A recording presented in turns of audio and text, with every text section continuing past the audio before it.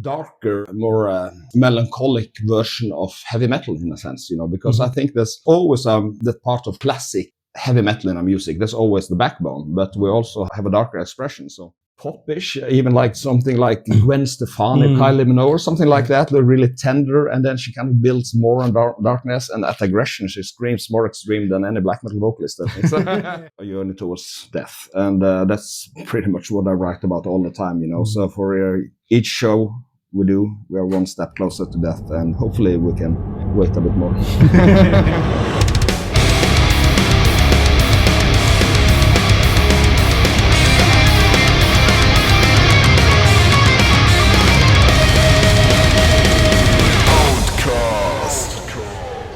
Liebe Metal-Meute, and welcome to a new episode today with Jarle from Vreid. Hi Jarle, how's it going? First, cheers to your gig. Thank you so much. It's good. Just came off stage from the first show on the tour, so yeah, good to get started. Big package with Vomitory, Abbath, and Hypocrisy. How do you think about the first show here in Berlin? Yeah, I think it was really good because the first show are always chaotic. We are 40 people, including the crew, and everyone is trying to work out the logistics the first day. So it was total chaos. We had like 2 minutes sound check. But I think it worked quite well. And I think there was a good audience and packed house here. So yeah, I'm really happy with the first show. Yeah, it's pretty packed. That's always good. Yeah, first show of the tour. Do you also need some time to get into your new songs and not just the setup all around? Are there songs that you maybe can play perfectly after 5 shows, or are you that well prepared that you can play everything perfect from the beginning? I think we're well prepared, but there is a difference, of course. I will say, as you said, like maybe 5, 6, 7 shows into the tour, things go more automatically. Mm-hmm. So for the first shows, you're kind of more focused, and you doesn't have the same experience for that kind of set you're doing. So it's kind of more tension to it, but I love that feeling, because then you are more in a kind of an attack mode, but of course it changes during a tour. It's like with everything else, when you do things a lot often, then it becomes tighter in that sense. So, but every kind of show has the charm. Yeah, can imagine. What I find a little sad, you just have a 30 minutes. What do you think? Is it enough for your kind of music to express every aspect of your? No. I would love to play more. I think it would be perfect to do like 50 or 60 minutes. But then again, joining a package like this, that's one of the things. And like, we get to play for a bigger audience and kind of play for people we haven't played before. So I think it's really good in that sense. But later on in this cycle with this album, I hope we can do some tours where we can do longer sets as well. Do you have a headlining tour planned now? We haven't scheduled anything yet, but we hope to do something, either headliner or different kind of spots, so we can have longer sets. And we're also doing some festival run on this run and stuff like that. And then we're gonna have like 50-minute sets, so that kind of gives a broader spectrum of what we want to present. Yeah, that would be great, because especially when Live Hunger hit, one of my favorite songs, was totally into it, and then suddenly it stopped. Yeah. And I said, it's too early. Yeah, I think so. But then again, I like that to kind of, if you can get that feeling to people wanting more, that's rather than they're getting bored, it's like, I think some bands, especially in a more extreme genre, sometimes plays too long. I think it needs, I don't think any bands are good when they play more than 75 minutes. I like it to kind of be intense, but leave them hungry for more is always good. Yeah, it depends. Yeah, it's also rare these days that you have such long shows at over an hour or maybe 2 hours. It's not that often. I've been to Abbath some weeks ago. Yeah. They played for 2 hours. Yeah. It was pretty long. Yeah, that's long. Yeah, there's some bands doing that. Then you have Guns N' Roses. They play for 6 hours or 3-4 hours. I'm not sure if I can stand that these days. So what was your favorite new song and you played live? You didn't play that much. I mean, you had the... So we actually played 3 songs. So 3 out of 6 were new songs today. So I think my favorite is From These Woods. I think it's probably the favorite from the album as well. So I think it was really, really great to play that one. And I could also see it in audience. That's a song that, for being a new song, as is, can see that many faces where, people were singing along and stuff like that. So it's good to see that song already this early kind of has established itself. Yeah, that's also something I recognized. It's more, the people recognize it more than the title track, and also from Into the Mountains, I think was the other song where you try to catch the people to sing along, but they are more into the new stuff. Yeah, that's really interesting. Yeah, I think it's interesting because most of the time when you go touring, it's like people want to hear old stuff. They want to hear the first song, first album, and first demo, whatever. It's like it's always like that. So to see that people are catching on the new songs is something that I really appreciate, especially when you're on a support tour and play for a bigger audience. I think, that's what I want to do with our songs. I want to spread it out, to get more people interested in the band. And hopefully when we return on our own shows, we will recruit more people. Yeah. So it's something you recognized all the past years. I mean, with Vreid, you're 20 years on the road now, 22, and with Vindia, 10 years before. Do you recognize that new audiences come discover you? Yeah, absolutely. See that all the time now. And I see also when we played in Norway, I also see younger people coming to the show. And I think that's really important that we can recruit new audience. And I see that with a lot of metal bands now these days, that like in some of the bigger bands also, that there's new generations coming into that. And I think it's parents take their kids. Yeah. I do it myself. So how old are your kids? When do you start to bring them to a show? They're 15 and 18, and I think they were like, the first time, the youngest, she was 3 years old when she went to the first. I actually had her on stage when she was 3 years old. She was sitting just behind the drum kit with her, headset on, and she actually fell asleep during our set. Because she knew it. Yeah. Great. And when it comes to kids, how would you describe your music? As I mentioned earlier, it's hard to package everything you do within 30 minutes. How would you describe it, your 3-year-old daughter? Because there are so much styles in it. Oh, yeah.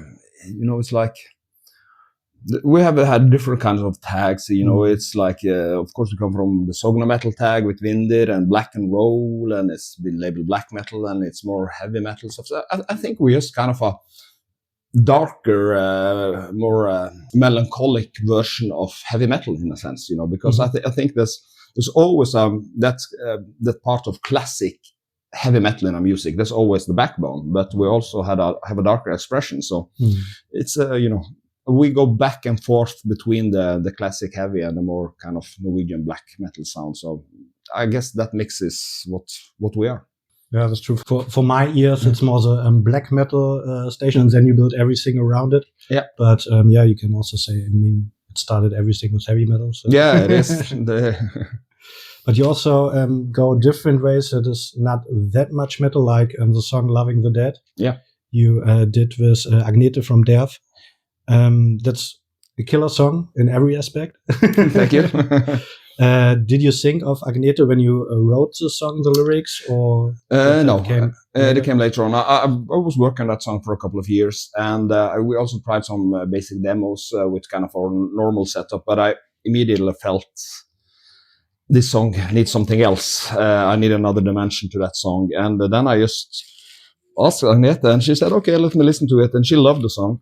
And I just gave her, do whatever you want with it. Do your kind of vocal things. I don't want you to hear any of the lines we've been working on. And if you want to adjust the lyrics, do whatever makes you comfortable. Within a couple of weeks, she came back with something that kind of made the song quite different. And I think that's the beauty of kind of having a cooperation, because if I was standing over her and telling her what to do, then it's like, we'll limit her. So she kind of just went all in, and I think for me that has written the song, that whole song became something new, a new meaning after her work on it. So I think it was a really fantastic collaboration.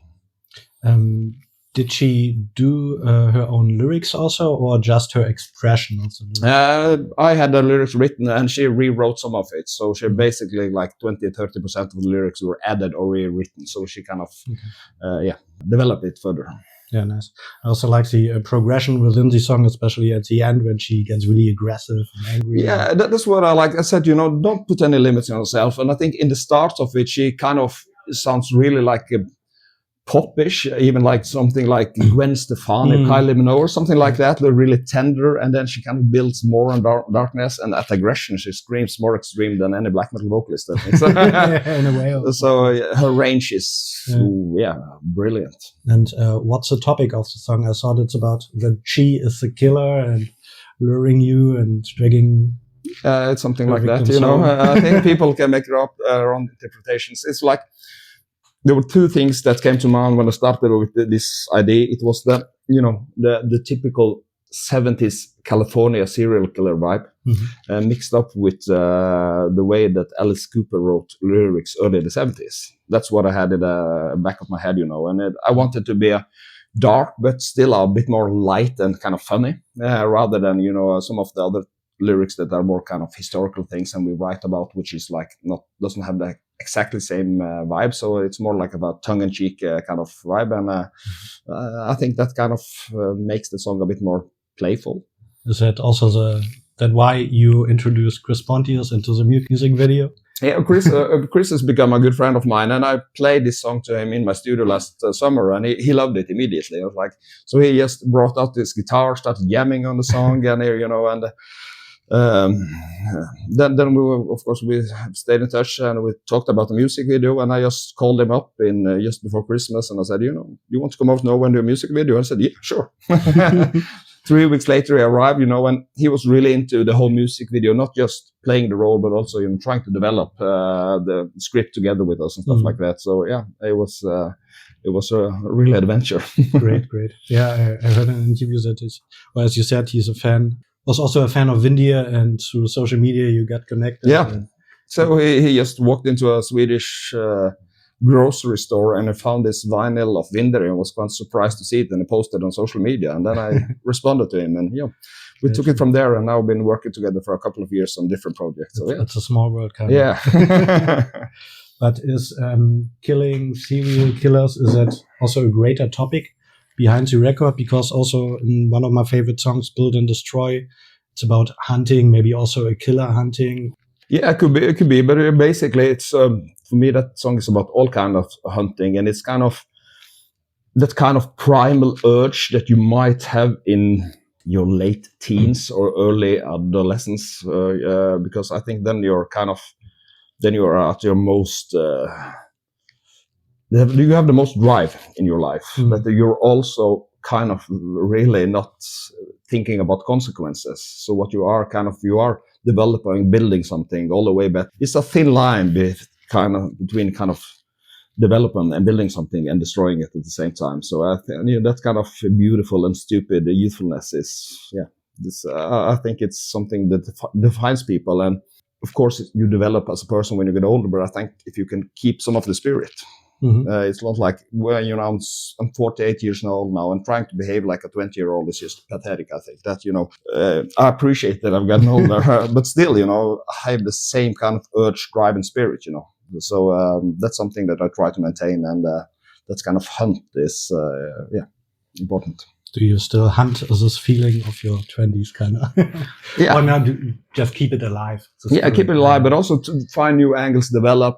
Don't get too comfortable. Don't just do things that you always done and feel safe. It's always about challenging. It's like if you put it into like an album, and I think with this album we tried, as you said, Loving the Dead, or a song like Echoes of Life is like pretty much like like very inspired by the early Alice Cooper or Pink Floyd kind of vibe. And then with the other songs like Chaos, which is the fastest song we ever made, it's like kind of trying to stretch it and go a bit out of your comfort zone and see where you if you can land on 2 feet. And what inspires you these days? What keeps you exploring new things? And there's so much, there's something I never had a problem about in my life to get inspired.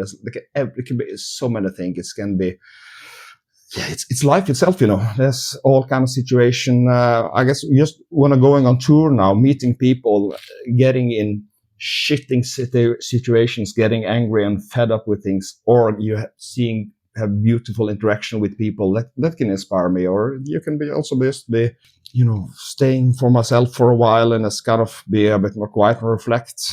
That's also a good feeling. So, it's like, it's not one thing. It's just like, I have ideas all the time, and I just try to, You put them in songs, and there you get all the genres together. Yeah. And before when I had ideas, I always said, I need a guitar to do it. But now I can just pick up the phone and just kind of,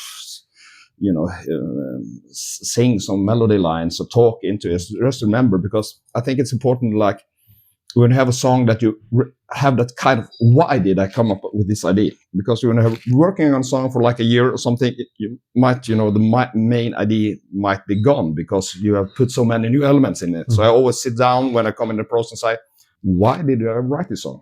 What was the start of it? And if that, starting point is if no longer visible in the song, you can't listen to it, then, go back to scratch, because it has to be that kind of primal idea should shine through a song. Okay. Do you write a lot of songs that are not on the record? Or? On this album, we've used most of it, but there's like there's riffs and ideas and stuff like that we didn't use, but not any complete songs. Mm-hmm. You mentioned also that older established band. Do you also listen to new upcoming bands, get inspired by new music, new genres? Yeah, absolutely. Do you have any recommendations you're listening to at the moment? In Norway, there's a couple of really cool bands coming up now. There's a band called Abbath. It's a solo project of a girl, and she's playing drums and does vocals, and it's a black metal project, and she's got this pink hair, and she's kind of looks like a little playful little girl, but it's really aggressive. I think that's something unique. Okay. Angel, the son of Ishan for Emperor, is making a really, really good band now. So I think there's new bands coming all the time, and I think that's really good. Yeah. Also, from time to time, people say the metal is dead, but I don't think so. That's just because people are lazy, Yeah, they just listen to their old stuff and don't explore anything new. I can be like that myself, can't find anything. Well, start looking, Then I just have to do, because there are great things out there. But it is a jungle to find, There's so many things out there. But, give things a spin, give it a listen, a couple of times. And, I think there's so many great new acts, but it's hard for bands to kind of just get attention. Yeah, because it's the amount of bands, and especially through streaming, can be overwhelming, and that's why a lot of people stick to the old stuff they knew. Well, when we started, it was like, if you got a record deal, it was no guarantee for a success, but you will get some attention. People will check you out to a certain amount, So it was kind of like a start package. These days, you can put an album and no one cares, It's like, so I think it's really hard, but then again, it's important to find something that is unique and you believe in. That's true. I forgot at the beginning some introduction questions. Yeah.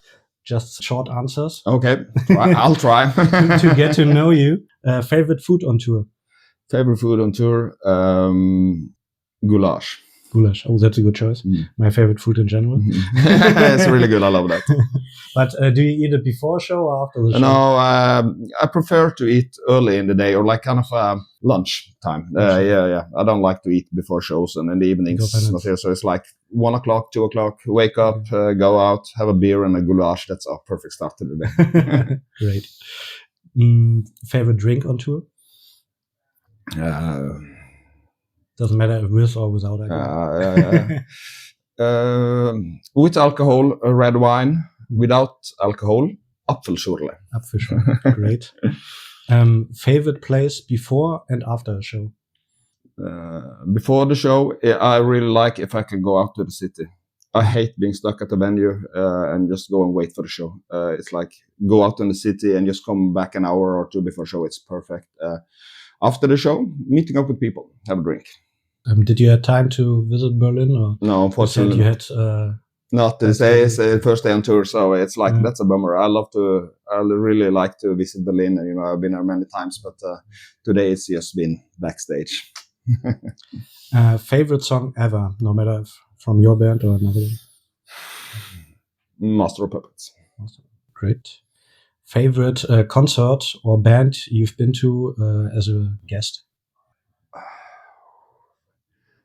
I think the one that comes, probably one of the early ones, but actually I have to say the Ozzy's farewell show at Birmingham. That was, that was magic. You also, and your title track is also about Ozzy, isn't it? Yeah, I started to write that song actually the day after I went to that show. I was kind of just euphoric about the whole show and everything. And it's like, and then just a couple of weeks later, Ozzy died, and I just sat down and completed the song. And then the song, that was done in like half an hour. It was like, it was not something I was thinking about how it's going to be, just pouring out my emotions there and then. It's just like thank you for opening the doors of heavy metal.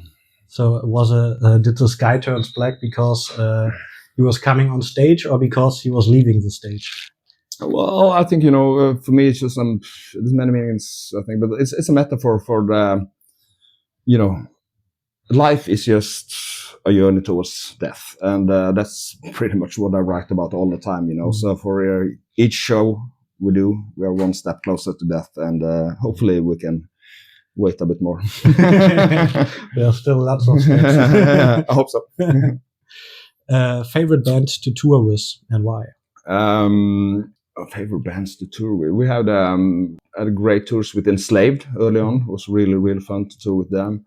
We had some great bands to it. Kalmar was great, and I have big hopes for this tour because, both Hypocrisy and Abbath and with Immortal, I think, is two of my absolute favorite bands. So yeah, I'm really looking forward to this tour. Great. So these are my questions. I have just one last question. Is there a question you've never been asked but always wanted to answer? Or a topic you never talked about in an interview but liked to talk about? Oh, that's a hard question. What should that be? I can't really, nothing pops to my mind. That's fine. Then we are done, I think. Okay, excellent. Thank you so much. Thank you. Have you asked that question before? Yeah. Do you get answers? Yeah, it depends. Yeah. Maybe half of the time. Yeah.